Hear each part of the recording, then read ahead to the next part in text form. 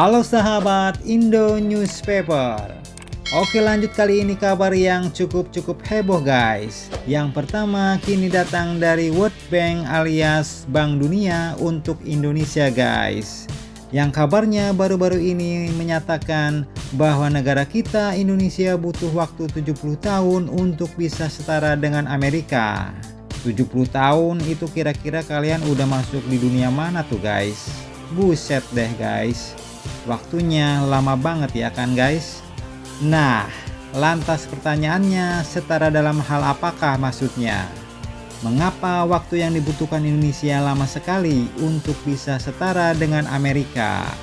Setelah ini kita bahas guys. Dan kabar kedua yang cukup greget guys, juga datang dari tetangga kesayangan kita, negeri jiran Malaysia. Jadi ambisi Malaysia untuk masuk BRICS ternyata harus mendapatkan tantangan di pintu gerbangnya guys. Walaupun Rusia, China menyambut baik Malaysia, tapi negara perindapan India ternyata menolak kehadiran anggota baru, termasuklah Malaysia. Nah, ada apakah gerangan mengapa India menolak? Penasaran beritanya? Tanpa banyak bicara, mari kita bahas berita lengkapnya satu persatu guys.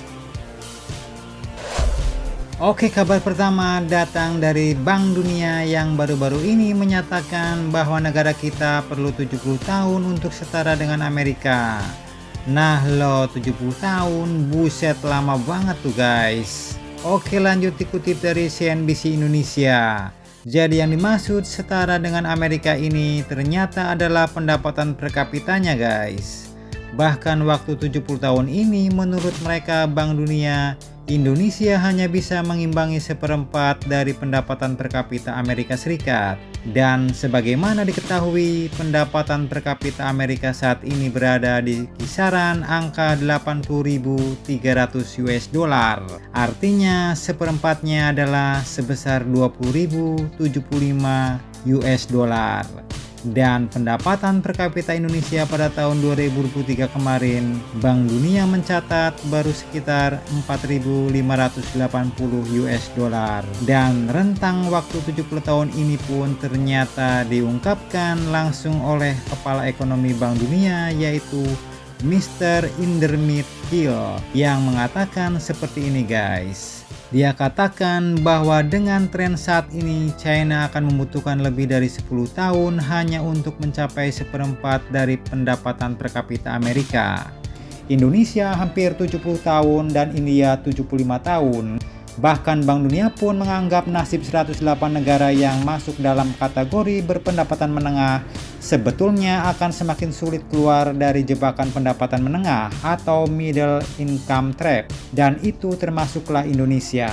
Dan amsyongnya beberapa hambatan itu disebutkan diantaranya adalah populasi yang menua dengan cepat, meningkatnya proteksionisme di negara-negara maju, dan kebutuhan untuk mempercepat transisi energi.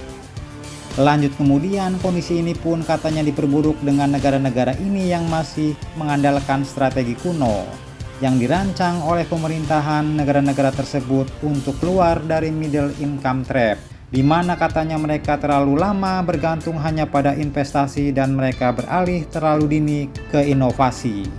Nah, jadi kalau gitu yang bener gimana nih guys?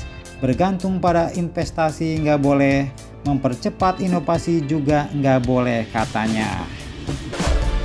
Oke, lanjut masih dari sumber-sumber yang sama. Nah, Bank Dunia pun ternyata mengusulkan pemerintahan negara-negara berpendapatan menengah untuk mengadopsi strategi fase 3I guys, yakni investasi, infusi, dan inovasi.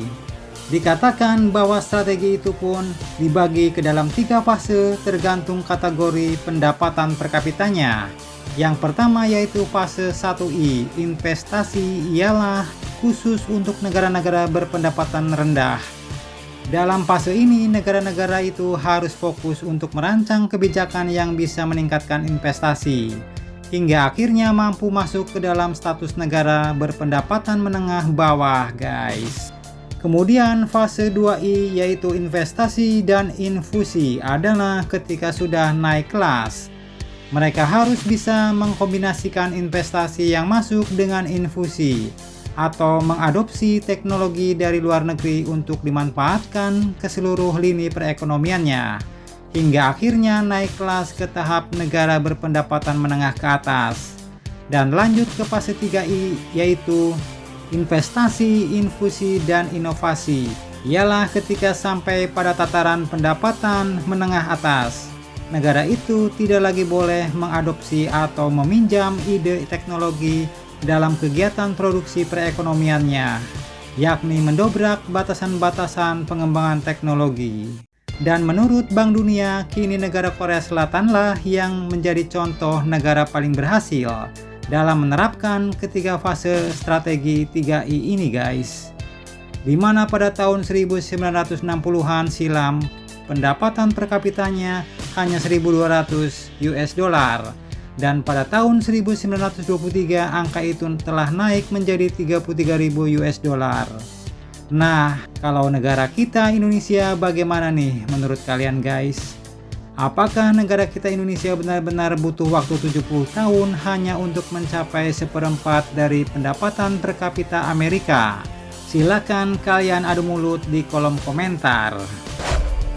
Oke, lanjut kabar yang juga tak kalah amsyong kini datang dari Malaysia yang kabarnya telah mengajukan permohonan untuk bergabung dengan BRICS dengan bantuan Rusia guys, namun ditolak India. Dan dikutip dari Sindo News, jadi permohonan Malaysia untuk bergabung dengan BRICS ini pun kabarnya disambut positif oleh China dan Rusia. Kedua negara raksasa ini sepertinya bakal menerima Malaysia masuk ke dalam BRICS guys. Pasalnya dikutip dari Sindo News dikatakan bahwa juru bicara Kementerian Luar Negeri China yaitu Lin Jian mengatakan bahwa negaranya bersedia menerima Malaysia untuk bergabung dengan blok tersebut. Dan dengan bertambahnya negara baru yang bergabung dengan BRICS, negara Tiongkok ini pun optimis mampu mempercepat agenda dedolarisasi untuk melawan Amerika di panggung perdagangan global. Namun untuk masuk ke BRICS ternyata Malaysia pun memerlukan dukungan dari semua anggota guys. Jadi nggak cuma Rusia dan China doang guys.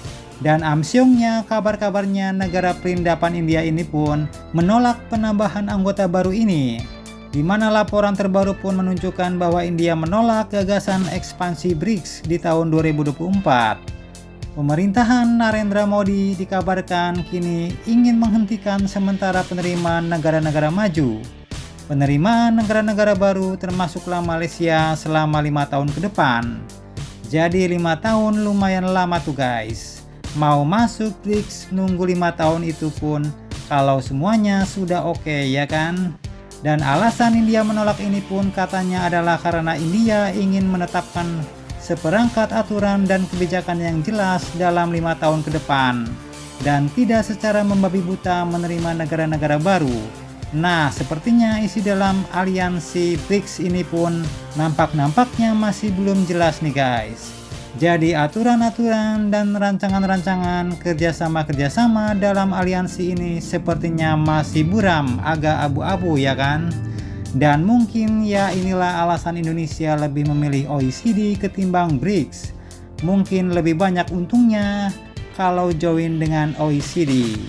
Dan begini pertanyaannya, lantas bagaimanakah nasib Malaysia yang mau masuk ke dalam BRICS tapi ternyata tertolak oleh India? Mari kita nantikan saja berita terbarunya guys. Jadi bagaimana menurut kalian tentang hal ini? Jangan lupa subscribe, like, share, komen. Tetaplah kalian semangat dan jangan santai terus. Demi Indonesia maju. Salam Indo Newspaper. Sampai jumpa guys. Terima kasih.